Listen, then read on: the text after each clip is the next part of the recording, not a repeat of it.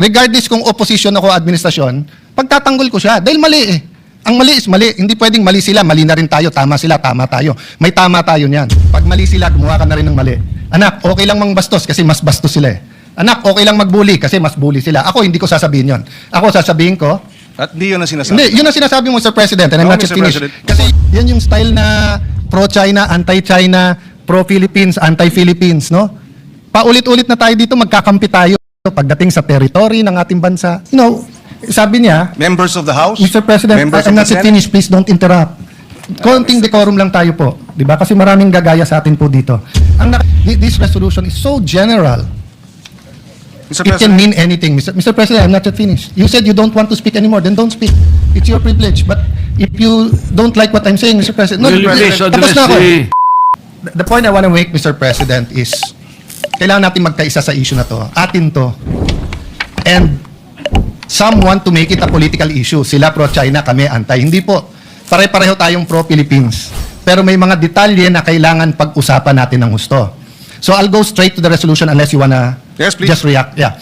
To the resolution, Mr. President, is it correct that ang pinagmulan nito ay yung presentation ni Commodore Tariela na may depiction in caricature or whatever the right name is of President Xi sa presentation niya? Ito ba yung pinagmulan nito? Hindi naman, di ba? Even before that. I think that may be one of the issues raised, but I don't think it began with that, Mr. President. No, Mr. President, because bago po yung yung Chinese ambassador eh. So all the disputes with the former ambassador, kung meron man, was covered by the 19th Congress eh. Kompleto naman tayo ng resolution eh. So lumala ito nung nagkaroon ng caricature regarding the president of China. So, asan yung side by side?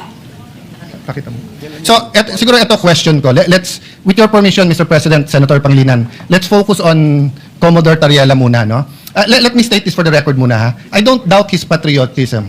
I don't doubt his contribution to the cause. At lahat ng ginawa niya na opisyal at tama, wala akong problema. Okay. This is one picture. Pero nasan yung picture ni Presidente na nung sa ASEAN ba yon o sa APEC? Hindi, yung nilapitan niya bigla si President Xi. Meron ka nun, di ba? Ito muna. Ano sa dalawa ang opisyal ng Pilipinas? Yung mag-usap tayo, magdebate, ipaglaban natin atin, pero sa simbolo ng watawat at sa simbolo ng Pangulo ng bawat bansa, cordial tayo, or ang opisyal ba natin ay umikot tayo at gumawa tayo ng mga caricature at siraan natin ang image ng presidente ng kabila? Which is our official policy? If I may just clarify, Mr. President, because the mention of the caricature. Mr. President, according to the information, the caricature came out January 14. But even before that, Mr. President, I publicly came up with a statement expressing concern about the military exercises, live military exercises undertaken by China in the Taiwan Straits. That was in December. And there, Mr. President, I was called out by the Chinese embassy spokesperson saying, reminding me that I should respect the One China policy. And so the issue of Tariela cannot be isolated, Mr. President. Okay. So, And therefore, if I answer this, it is simplifying, Mr. President, the whole resolution into Tariela's statements. No, it's not, Mr. President. Mr. President, I'll go to the One China policy later on and why you were called out. Because if you remember, the President himself was called out. Exactly, But not Mr. by President. no, because that's their duty. Well, and it is our duty to respond. Yes. Mr. President. Yes. Yes, it's your duty to respond, Mr. President. But To uphold the rights, to uphold our independence, to uphold our freedom of speech, Mr. President. yes, Mr. President, but one of the red lines of China in their diplomatic relations with any country, including the United States, is the One China policy. That's why when the Speaker of the House of US went to Taiwan, they were called out. And there was no issue. Mr. And, President, and they called, Mr. President, let me finish. Yes, yes. And they called, and there was a debate. When President Bongbong said we have to prepare, President BBM, nag-statement. So, wala namang issue eh. Eto stand natin, eto stand nila. Except that, What's Mr. the issue President, there? my experience with Chinese statements, Mr. President, is that they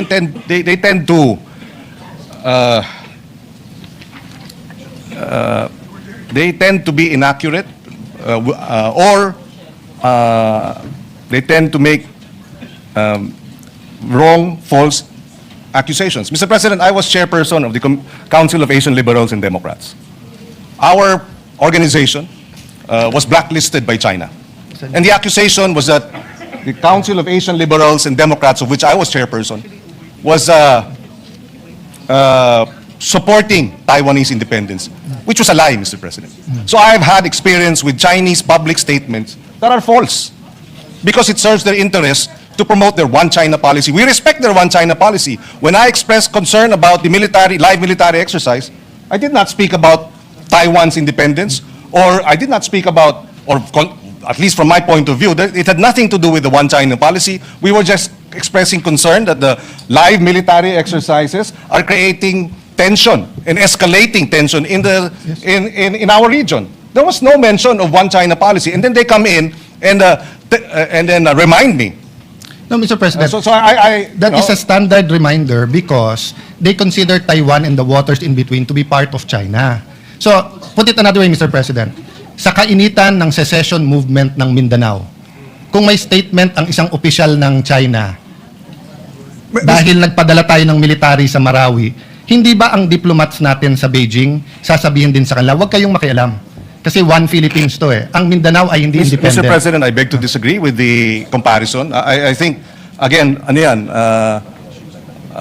Atis at Santol, Mr. President. Iba yung sitwasyon dun sa Mindanao, iba naman ang sitwasyon dito sa Taiwan Straits, Mr. President. Mr. President, that's a very, For example, we have about 200,000 overseas Filipinos in Taiwan. And so these live military exercises are a concern because an accident could lead towards, a shooting war, which we would, for the sake of our Filipinos overseas, we would like to ensure that nothing like that happens. No, I agree with you, Mr. President. And I agree with your statement, and I agree na sana hindi invade yung Taiwan. What I'm saying is it's the duty of their diplomats na sumagot. So if there were 200,000 Chinese in Mindanao, and we had live exercises, i-invade yung Marawi, yung ating diplomat ay aangal pa rin sa Beijing because it's their duty. Diba? But to move on from that, Mr. President, okay, going back to Commodore Tariela, sa resolution nyo po kasi nakalagay dito in their performance of the official duties. So, tinanong ng ambassador ng China sa DFA, official ba yan? Which is tama and normal. So, if in Beijing, yung isang general doon ay maglabas ng caricature ni BBM, ipare-recall natin yung ambassador natin doon pag hindi siya nagtanong, nag-protest na bakit, at pag hindi sinabing official ba yon. Kasi yung Pangulo natin takes effort and time for good relations despite the dispute. Tapos yung general, naka-uniforme pa siya on official time, will show this caricature. So my point, Mr. President, is naghahalo-halo kasi itong resolution na to kung ano tama at mali. Let's assume, I will not grant because hindi ko alam yung statements niyo, Mr. President. I have to admit that, okay? Pero naghahalo din yung statement si Tariela. We cannot pass this resolution saying that Commodore Tariela is correct because he's wrong. If he just simply stated, I love the Philippines, I will fight for our territory, I'll fight for our sovereignty rights, I will do my duty, but sorry, dahil uminit ulo ko, nilabas ko to, pero hindi official yan. Tapos tayo. We beg to disagree, Mr. President, that Mr. Commodore Tariela is mistaken. So- we would not have put this resolution and authored it if we felt Mr. So Tariela. that's what I want to elicit. So the authors of this resolution is saying, pwede. So kung ang official ng presidente is to have certain decorum sa presidente ng China, pwede yung isang general hindi sumunod. Ang sa kanya, bastusin natin yung Pangulo Mr. ng President, isang bansa. that is his interpretation? No, bastos yun. No, that is your interpretation. No. So if I ask them well, now... Mr. President, we beg to disagree. Can you show the slide? Mr. please? President, we beg Mr. to disagree. President, The Department of National Mr. President, Defense tingnan nyo naman po. has issued a statement condemning China's remarks, Mr. No, President. we're not talking about... Mr. President, if you look at the DFA, it was also telling Tariela, but not directly. It says, It was saying, follow the decorum, Mr. President. Mr. President, kung ganyan ang stand natin, then my staff now can show a meme of you. Mr. President, Mr. President, dito ba sa... Let me ask that question. Mr. President, I am not from China. Why will they put a meme? Why will your staff put No, a it's meme not about towards- China. It's about You're, decorum. you're comparing apples Mr. and President, oranges, Mr. no. President. You are simplifying Yes, what and is a suspended for 1 complicated international. Making a point. I will speak after Kiko and to you. I think we were just making a point. I will speak after him. No, Mr. President, I've made my point. Just for the record also, the resolution does not make mention of the caricature, so I'm not sure Yes. where the point of the caricature is being Mr. President. pointed out. I will go there after this point, Mr. President. No? Sir President, Rule 93, acts and language which offend a senator or any public institution shall be deemed parliamentary. From kindergarten, Mr. President, we are taught certain rules. How to address the teacher, how to respect your neighbor, paano i-address yung matatanda, di ba? Ganon din po sa international affairs. You do not mess with their flag and you do not mess with their symbol of authority, their king, sultan, prime minister, or president. That's why in this slide, Mr. President, it is very clear, yung official natin is, despite any dispute, si President Zelensky at President Putin if you put them on the same room, magkakamayan yan. So that's why the question kay Commodore Tariela is, officially sanctioned ba yan? Which tama na tanungin ng Chinese ambassador, bakit? If a general in China makes a caricature of President Bongbong, dapat i-protest ng ating ambassador. At dapat tanungin, official ba yan? Because we cannot look underhanded pagdating po sa international community. Hindi pwede ang Pangulo makikipag-usap na eto walang personalan and then yung general mo, personal. So, I'm sorry I reacted because anyone who sees the caricature, is that a flattering caricature? If I do that caricature to any world leader, kahit dito, di ba? The majority leader is smiling. The majority leader and I had we've known each other since 98. We've never argued with raising our voice. But umabot. I didn't even remember what I said. We apologized to each other. Bakit? Mali. Pero tama yung pinaglalaban mo, bro. Tama pinaglalaban ko. Mali yung paraan paano natin pinaglaban. So wala akong problema sa pinaglalaban ni Commodore Tariela. Pero hindi naman tayo fraternity dito sa Pilipinas na mali na nga brad mo, pero dahil bugbugan sa ibang bansa, sasabihin mo tama brad mo. Mali. I don't propose a resolution, but the guy should apologize and just say na tama pinaglalaban ko, pero mali na ginawa kong ganyan. Now, if he wants to do that, he resigns his commission. He can go around, he can join the media, he can be a blogger, he can be a professor, he can be like Ronald Llamas and call himself a influencer or a political analyst, di ba? But when you're in uniform, the other countries will ask you, official ba yan? That's standard, Mr. President. Kaya tayo nagkakaproblema. Mr. President, wala namang problemang magtanong sila. Pero itong mga bitiw na salita nila sa kanilang Facebook official pages ay hindi katanggap-tanggap. Number one. Number two, kahit sa China, Mr. President, kinakarikature ang ating Pangulo ng state-controlled, China state-controlled media. Na alam natin, walang lumalabas dyan na hindi aprobado ng Communist Party. So merong China, Xinhua News. Andito si BBM, may caricature. Andito rin, So maliwanag, Mr. President, na they too, through their official channels, Sir President. come up with caricatures, Mr. President. Sir President, yun po, with all due respect, Senator Pangilinan, and dapat ina-advisean ng DFA ng tama, hindi po mangga sa mangga o atis sa atis yan. Communist countries, including Vietnam, Cuba, North Korea, pag news outlet nila, although alam natin in reality, may say sila, just like PTV4, in reality, hindi dapat, but in reality, kahit sinong administrasyon ay may say sa PTV4, is not considered track 1. Hindi siya track 1. So kung hindi ka track 1, pwede ka mag-caricature. Media yun eh. Kahit na alam ng Communist Party. So if our diplomat ask, is that official? Sasagutin ka, that's our news. Hindi kami. Which is Mr. President, and therefore okay lang. No, it's not okay lang. Well, It's not okay lang, Mr. President. Why It is the when we international- defend when our officials caricature, it's not okay. But when they're state-controlled news caricatures, it's okay. No, Mr. President. There is an Yun naman pala eh. international... So what's the issue? No, Mr. President, there's an international order in foreign relations.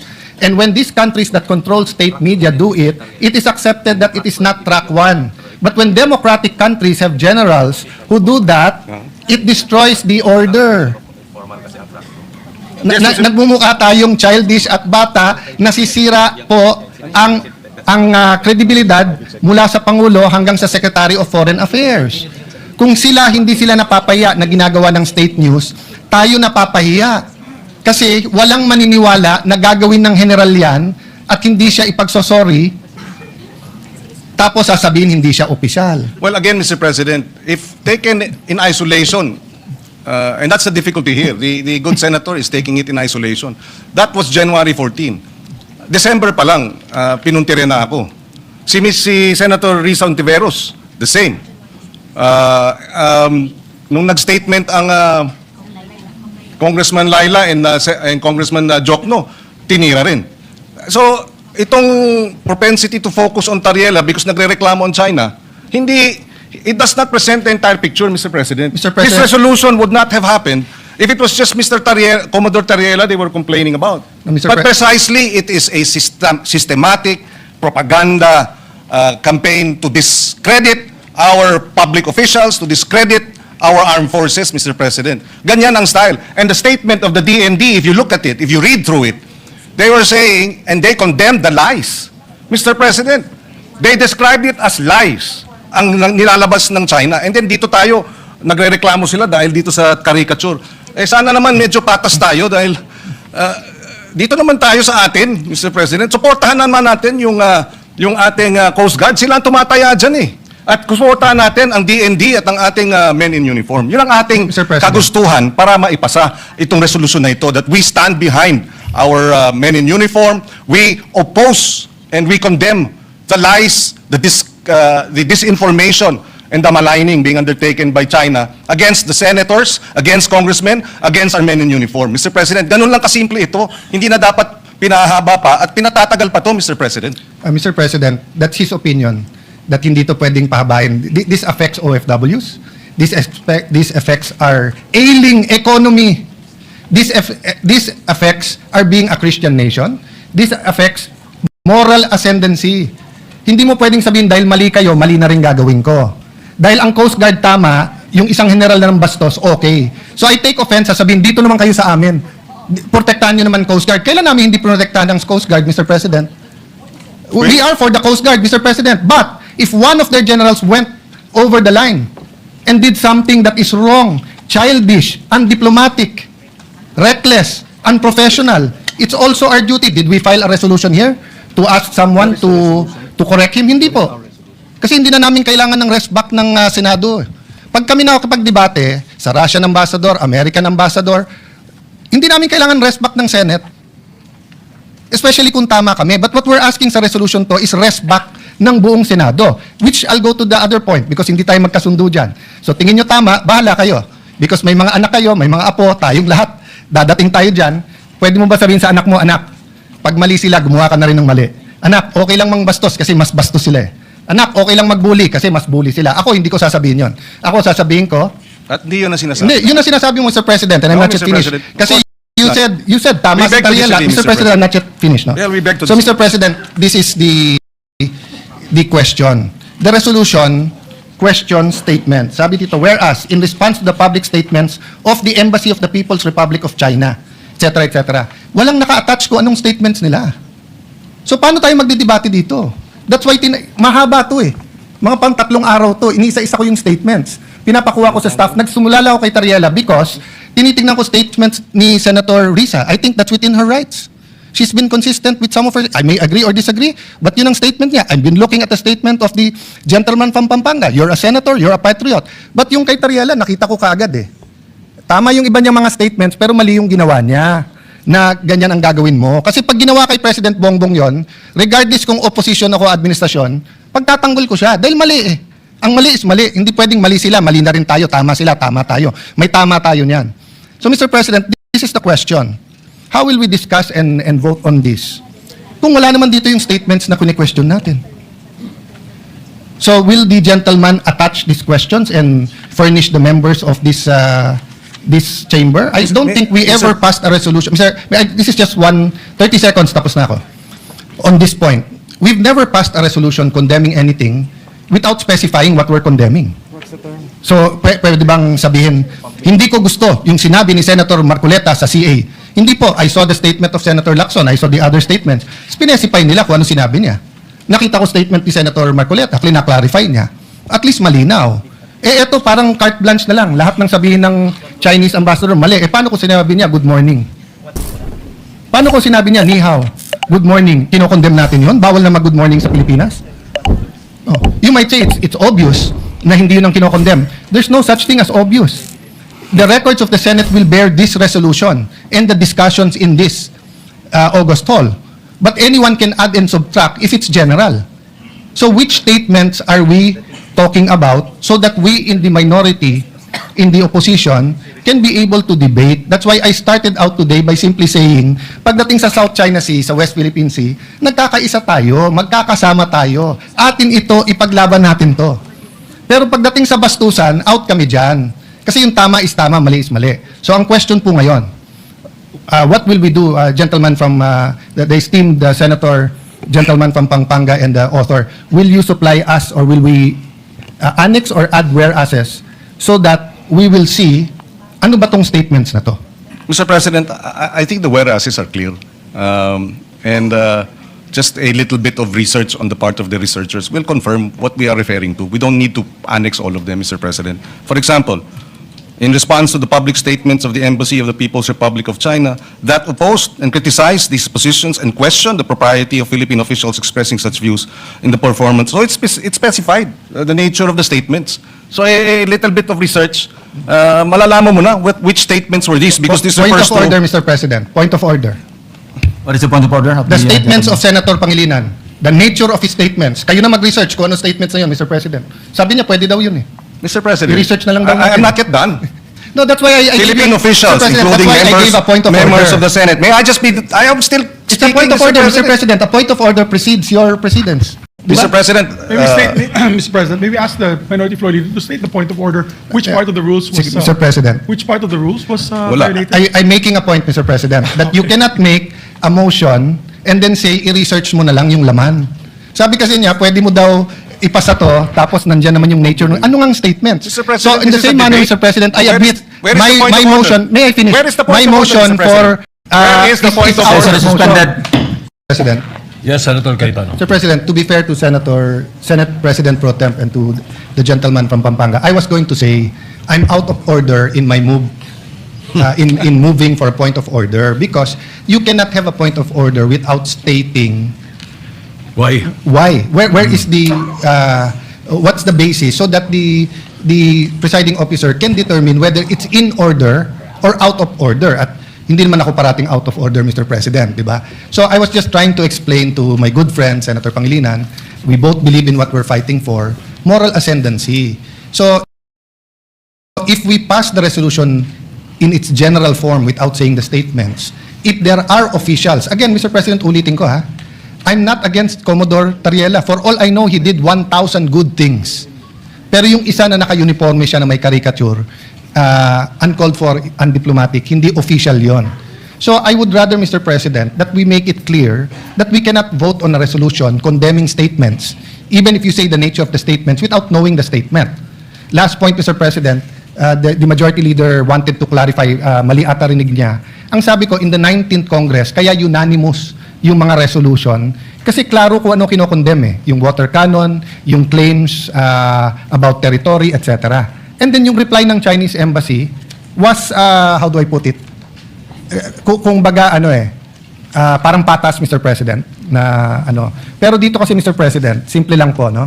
Kung si President Bongbong kinarikature ng general ng China, pababalikin ko talaga yung ambassador natin pag hindi siya umangal.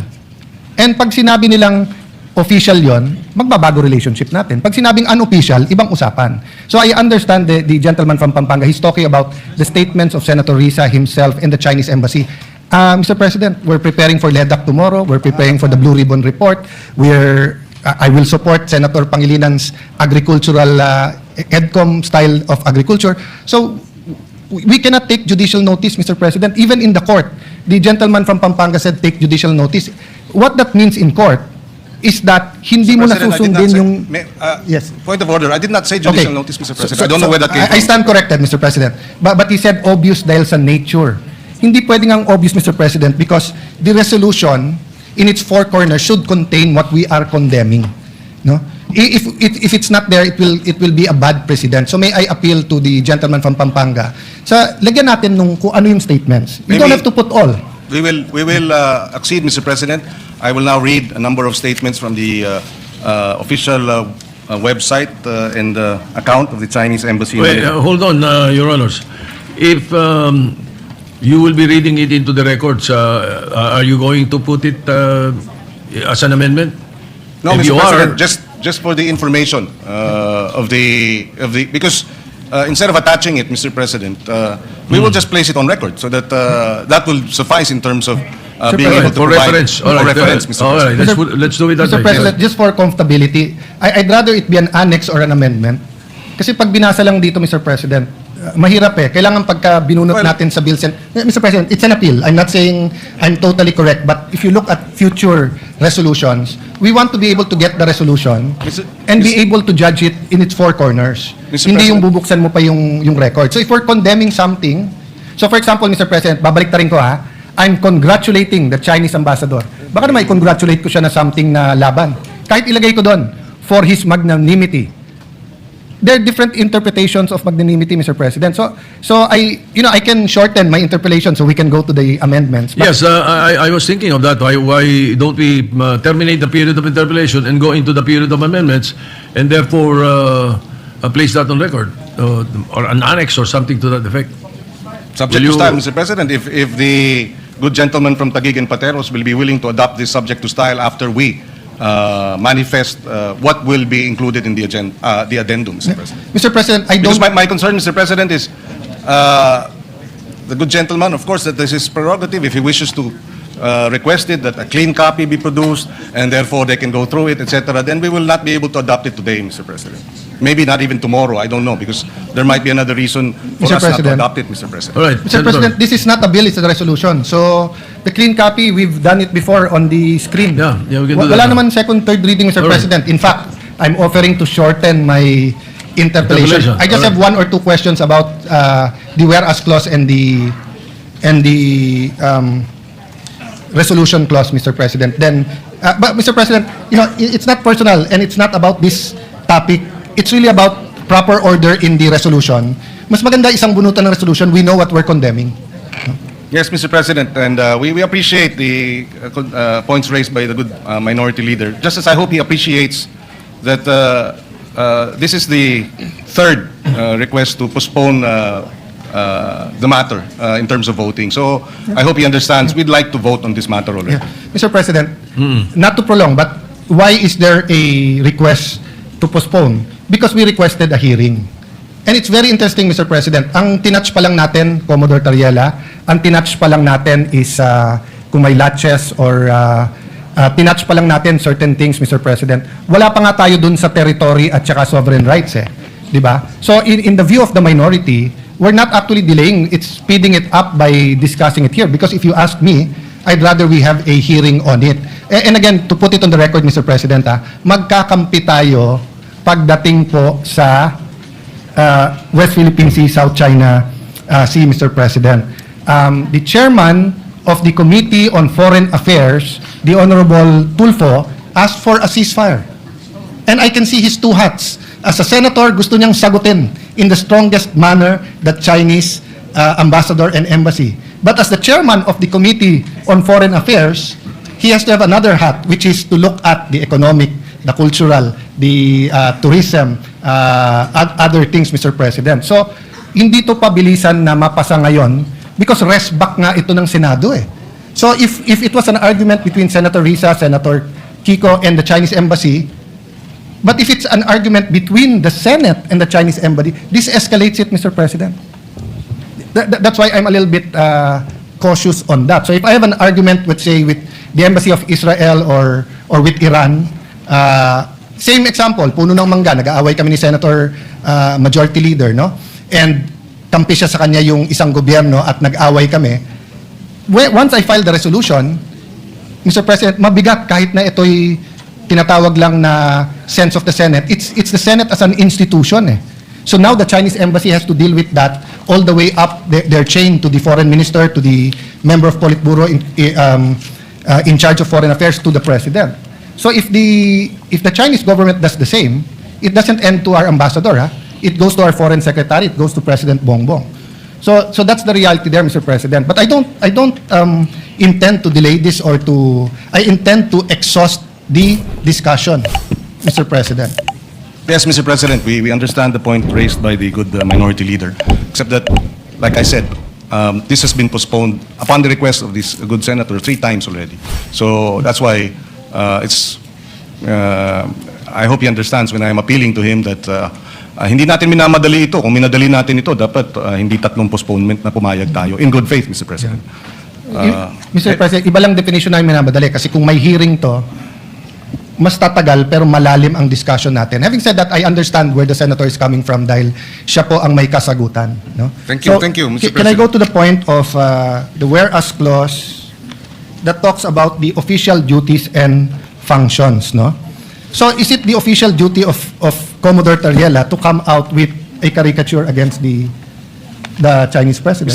May we know what whereas clause you're pertaining to? What number in the first page? The second one, Mr. President, the Philippine officials, including members of Senate, House, and other government, made pronouncements on matters affecting national security, maritime interest in the lawful performance of their official duties and functions. So, Mr. President, I monitored yung kay SND, sa DND, I agree with some iba may question, kulang ko sa info. So, hindi ko na tinanong yon. And when SND speaks, he's the alter ego of the President. But when Commodore Tariela speaks, I want to know, is that for the task force? Is that for DFA? Is that for the Office of the President? Or is that for the Coast Guard? Because, Mr. President, official duties and functions, yun precisely ang tanong parate sa Department of Ministries of Foreign Affairs, kung official o hindi. And usually we answer. So, eto bang mga caricatures na to ay kay Commodore Tariela lang? Or eto ba yung official policy natin? Yes, Mr. President, my understanding is the statement issued and the caricature that was presented was undertaken during a Track 2 event in St. Benilde's. Track 2 would be a informal academic discussion, Mr. President. So, in that sense, Mr. President, we see no reason why that should have been avoided, Mr. President. Mr. It's an President. informal academic discussion, Mr. President. Sir President, when you're a general, Commodore, wearing your uniform, hindi po track 2 or 1.5 yon. Tatanungin ka talaga ng embassy. So kung meron general sa China na pumunta sa Harvard University or sa University of Tokyo or kahit anong university sa China at may caricature ni President Bongbong, hindi pwedeng ang sagot track 2 yon. Ang tanong, was that official or not? Diba? So sumagot na si Commodore Tariela, I will follow the President. The President has exercised patience and decorum despite standing up for the territory of our country. It's very important that we make it clear here. So, if my staff, who is a member of the Senate, goes to a track 2, tapos may caricature siya ng kahit sino sa mga senador dito, papagalitan ko siya at sasabihin ko, subject ka ng Ethics Committee. Lalo kung naka-uniform siya at nakalagay Senate of the Philippines or Office of Senator Alan. I cannot answer you na this is democracy, Mr. President. Kasi may rules tayo eh. And they're representing the Senate. Now, if on their off time, they attend the rally for pro or anti-divorce, for example, no? Siguro pwede nating sabihin yan ay hindi official ng Senate, pwede. Pero pag nagsalita siya sa stand, tapos meron siyang caricature nung lahat ng senador na anti o pro-divorce, tapos naka-office of Alan Peter Cayetano, subject siya sa Ethics Committee natin, Mr. President. Hindi mo pwedeng sabihin track 2 yun, no? So, we Well, can... apart from that, Mr. President, if I may add, after that statement was released, Malacanang issued a statement, and Malacanang did not reject, did not castigate, did not rebuke Commodore Tariela. So I will take it as that, Mr. President, na nagsalita ng Malacanang about the issue, and there was no condemnation or rebuke by Malacanang of the statement of Commodore Tariela. So I will take it as that, Mr. President. It is not, it is official, and Malacanang tacitly, impliedly, did not reject it, Mr. President. So we take it as official.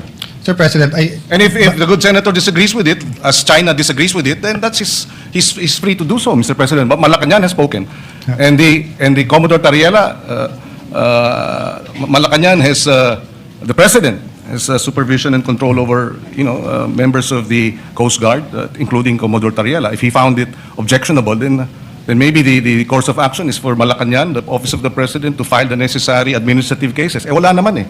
Ang nagrereklamo yung China. Sir President, Walang reklamo ang Office of the President o ang Coast Guard, Mr. President. Ang China ang nagrereklamo. Sir President, may I respond? Good. Yeah. Mr. President, the Filipino people ayaw ng bastos. Pwede tayo mag-disagree, pero follow the proper order and decorum. And being a former Secretary of Foreign Affairs, ang trabaho ng DFA, hindi nga zero-sum game. Magkakampi tayo, walang question pagdating sa territory sovereignty. Nagkakaiba tayo ng approach, pero sana magkaisa tayo na pag mali ang ginawa ng isang empleyado, ay mali. Kasi nga, maraming nanonood sa atin ngayon. So kung bukas, maraming lalabas na meme, democracy yon. Pero kung staff mismo natin ang magmimim sa atin at dito sa session hall, tapos sasabihin natin, pwedeng gawin ng general, pwedeng gawin ng staff, mabigat po yon. Look at the official statement of DFA. At the same time, while the Philippine values debate on our difference in national position, the department recognizes the need for sober, professional, and respectful exchanges in the public sphere. Such is not contradictory to national interest. Siyempre po, Mr. President, hindi pwedeng pangunahan ng DFA ang presidente. Alter ego lang yun, dinatanggal yun.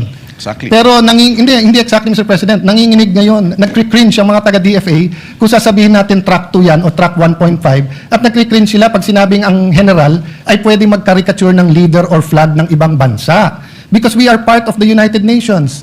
We are part of the civilized society. Hindi tayo fraternity na rumble na kahit anong gawin ng ating kasama pag mali.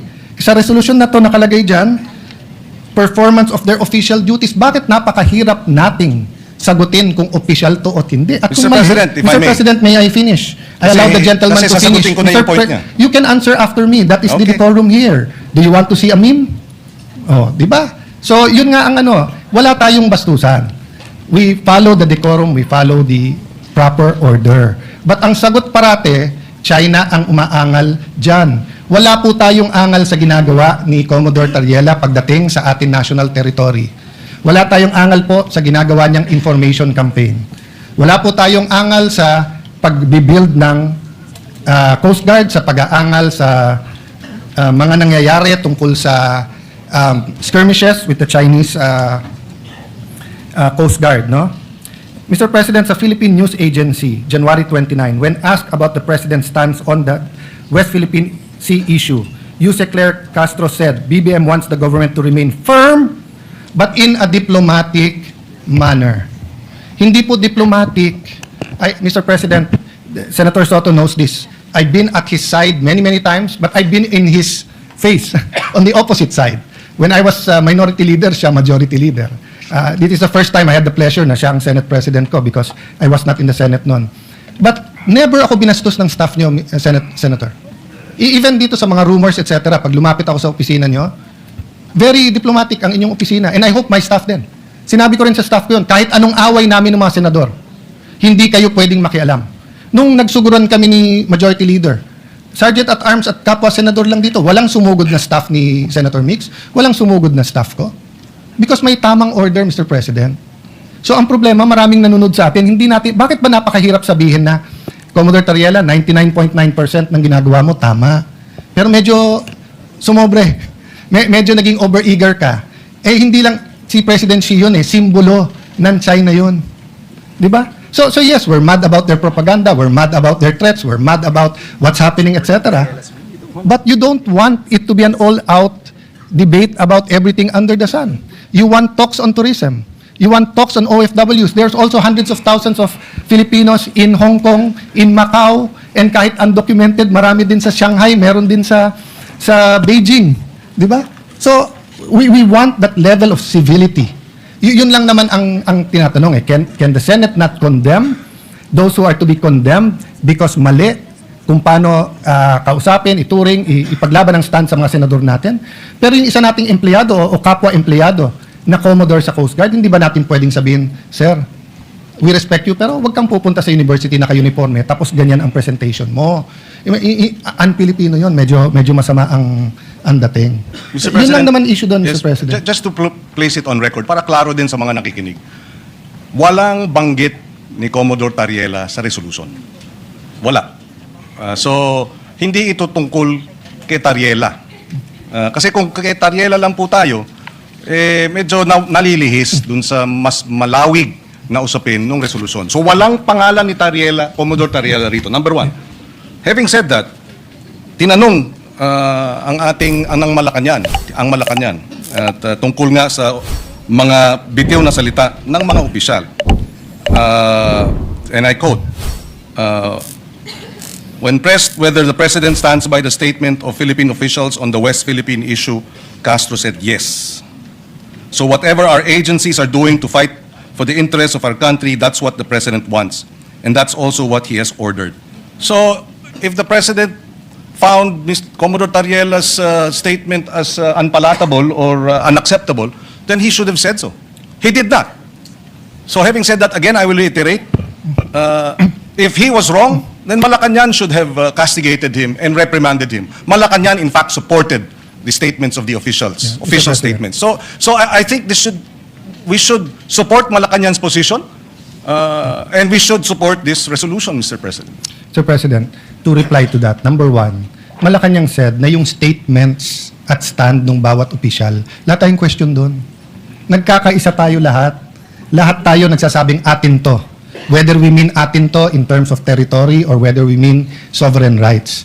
Kung ang sinasabi ng gentleman from Pampanga, wala ang pangalan ni Commodore Tariela dito, so wag natin pag-usapan, ang problema po, mali ang argument niya kasi walang pangalan ni isa dito sa resolution na to. Di wala tayong pinag-uusapan kahit anong opisyal ng Pilipinas dito. You know, sabi niya, Members of the House, Mr. President, members I'm of not the yet Senate. finished. Please don't interrupt. Konting decorum lang tayo po. Di ba? Kasi maraming gagaya sa atin po dito. Ang nakalagay po dito, members of the Senate and the House and other government officials. Wala pong pangalan ang senador, wala pong pangalan ang congressman, pero meron other government officials. Hindi ba ho other si Commodore Tariela? That's why I was asking, when we talk about official duties and functions, linawin natin.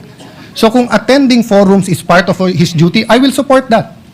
If his presentation is the Treaty of Paris, the amendments with the United States, the UNCLOS 1, 2, and 3, kung papakita niya yung arbitral award, kung papakita niya kung paano kinakawawa ang ating mga Coast Guard, then let's do it. If we have to inform our people more and be on TV programs, etc. Ang question, a picture paints 1,000 words. So, para mong sinabing, wala ka namang tinawag na magnanakaw. Pero yung caricature mo, nagnanakaw siya. Sinabi mo, wala kang tinawag na corrupt. Pero yung picture na nilagay mo doon, corrupt.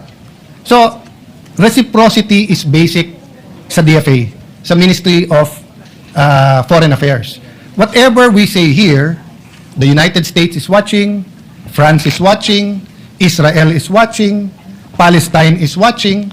So I don't want these countries to do a caricature of President BBM and then sabihin nila, sabi naman yung sa Senado, okay to eh. Di ba? That's why I'm clarifying. Official ba to? Hindi ba napakahirap sabihin ng hindi official yan? Kasi ang kasunod lang simple nun, wag siya mag-uniforme at wag siyang magpapakilala during that event na spokesman siya.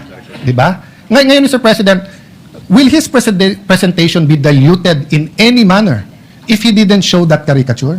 Hindi naman eh. Hindi naman. So, the gentleman keeps asking me about the other members of the House and Senate.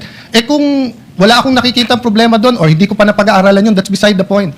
Ang pinag-uusapan natin, what is all over the news, na minomonitor ng lahat ng ASEAN countries, minomonitor ng trade attaches nila, minomonitor ng labor attaches ng iba't ibang bansa para makita ang Pilipinas ba, ano ba values nito? Marunong ba to sa diplomatic, hindi lang niceties rules to and everything, Mr. President. That's why, kaya humaba yung discussion, simple lang ang tanong ko Official duty ba ng isang general maglabas ng caricature ng Pangulo ng ibang bansa? Kasi obvious ang sagot doon, hindi. Hindi sagot doon kung ano sabihin ng Malacanang. Maraming sinabi si Duterte na sinabi ng Congress before, mali yun. Di ba? Hindi naman natin sinagot dito sa Senate na basta't sinabi ni Duterte, tama. Basta't sinabi ni Arroyo, tama. Basta't sabihin ni Pinoy, tama. Hindi. Kaya nga may Senado May check and may balance. So pag yung isa sumobra, pag sumobra Supreme Court, may check. Pag sumobra Congress, may check. Pag sumobra ang executive, may check. Second, you have to look at the character, demeanor of not the office of the president, but the president himself. The president himself, hindi niya style to call out employees in public. Na hindi niya style yun na ikaw tama, ikaw mali, di ba? But everyone knows na mali na tirahin mo yung pangulo ng isang bansa with caricatures na naka-uniforme, general ka pa. So, can you imagine, Mr. President? I'll give you an example. Si President Trump at yung North Korean president. Kasagutan sila. They went to name calling. So tinawag ni President Trump na rocket man. Sumagot din si Kim Jong-un, no? Walang problema yun, Mr. President, kasi official yon. Kasi pag ginawa ng Pangulo yung international affairs, susunod na yon.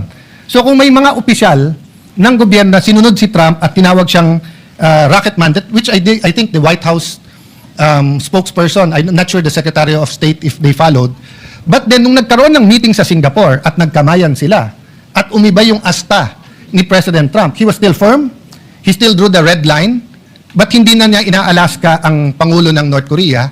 You expect na everyone beneath him toes the line. Eh sa atin, nakita nyo naman po, kumakamay, lumapit ang Pangulo. Was that APEC or ASEAN, di ba? Oh, just so that ma-communicate, may dispute tayo pero neighbors tayo. Di ba? Para ma-dispute, walang personalan to. For whatever purpose, I admired President Marcos for going near the Chinese president. And then may general ka, ganito nangyayari, tapos hindi kayang sabihin ng Senado, mali. So the gentleman from Pampanga expects the Senate to say na mali ang Chinese ambassador sa pakikisagutan kay Senator Risa sa kanya, pero wala tayong wherewithal, wala tayong pakialam, sabihin sa isang general, boss, mali ka naman kasi. Oh. So, hindi pwedeng pag senador, tayo, meron tayong immunity, mas mataas tayo sa iba, pag tayo tinira, rest back agad ng Senate. Pero kapag ka-general, tama naman yung 99% niyang ginawa, kaya yung 1%, sabihin na lang natin, official din yon. Simple lang po tanong ko Is it in the performance of his official duty? Ang bigat po niyan kung sasabihin natin yes.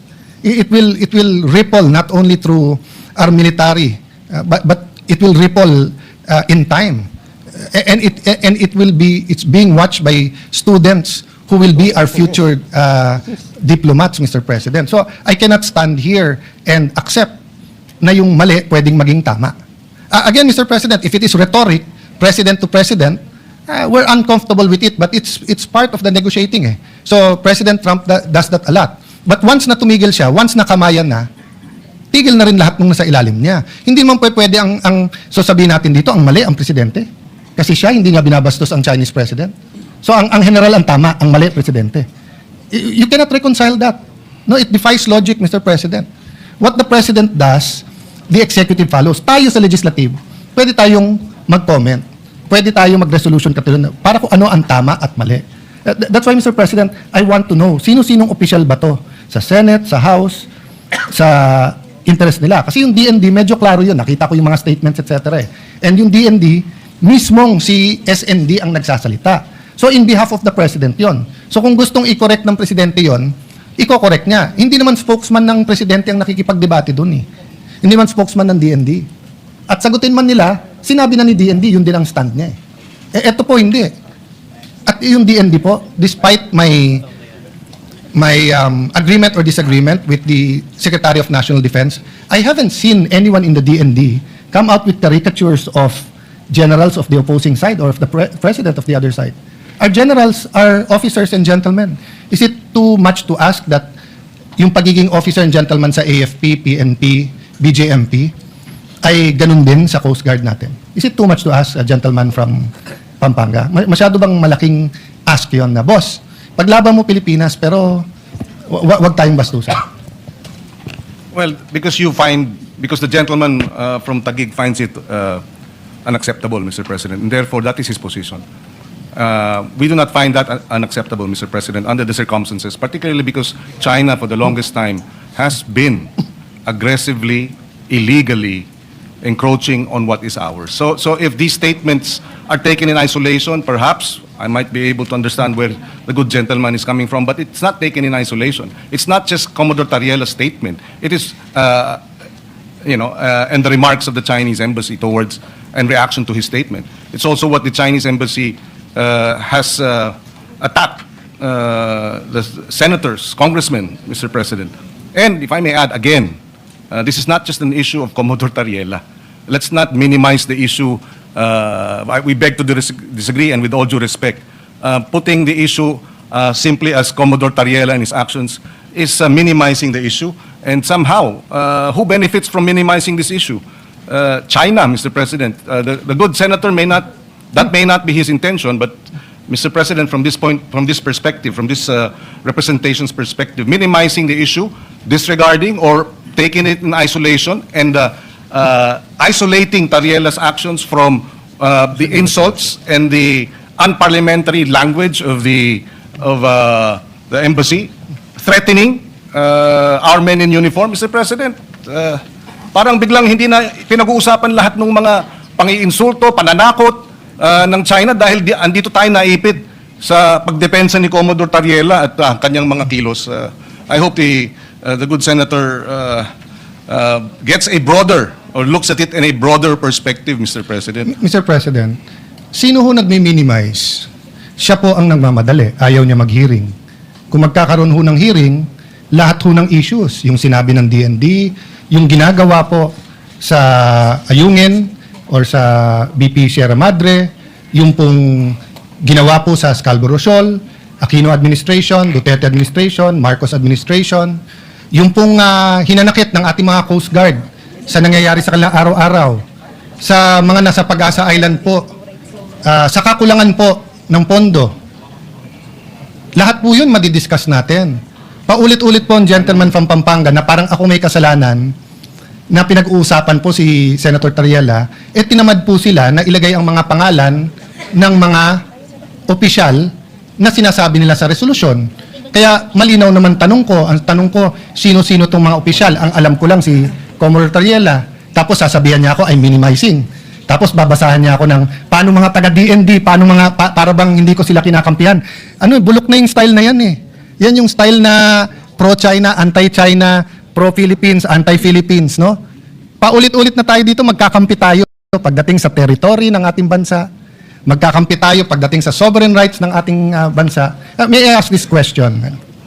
When the military decided to pave the way, to build a runway sa Pag-asa Island, was there any objection by any department in our country at that time? Well, Mr. President, with all due respect, Mr. President, I think we have exhausted. Mr. President, this do we have debate. closure here? No, Mr. President, but I Mr. no President, longer would like to. No, on one hand, Mr. President, respond sabi niya, to further minimize ko. questions, Mr. Nung President. nagtatanong naman ako ng ibang opisyal, ayaw naman sagutin. Sino nag-minimize? Mr. President, I have the floor.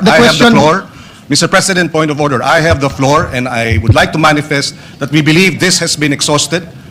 For 2 weeks, Mr. President, we have debated this, and I think we have ventilated the issue enough, and it is time for a vote, Mr. President. I will no longer yield to questions, Mr. President. Mr. President, Majority Leader. Mr. President, before that, can I just reiterate my question? Go ahead. Kung hindi niya sasagutin, imamanifest ko lang yung sagot sa sarili kong tanong. Ang tanong ko po sa kanya, nung sinabi ng military, ganyan na nangyayari sa West Philippine Sea, lagyan na natin ng runway, ayusin na natin ang Pag-asa. Meron ba pong mga opisyalis ng kahit anong departamento sa ating bansa na registered a negative vote and advised the military not to do it? If the good senator doesn't want to answer that, I will answer it. Mga taga-DFA. Ang sabi ng mga taga-DFA, during the time, this was the time of President Aquino, it will weaken our case. Because precisely, the rocks, the features that are being reclaimed, etc., malakas ang kaso natin. Nasunod po yung military at tingin ko tama naman. But none of us told yung mga taga-DFA na pro-China kayo for having a different opinion. Di ba? None of us. Why? Kasi iba trabaho ng DFA sa DND. Iba trabaho ng DND sa Coast Guard. So, Mr. President, dapat burahin na natin yung nagdi-discuss tayo ng maayos. Napikon ka sa statement ng iba, re-rest back ang senador. Buti nga, sinasagot kayo eh. Mas malaking insulto kung hindi kayo sinagot eh. Sinagot kayo, di magsagutan kayo, pero gusto nyo, buong Senado ang re-rest back nyo. Ako, kung may kadebate akong embassy, kami lang yun.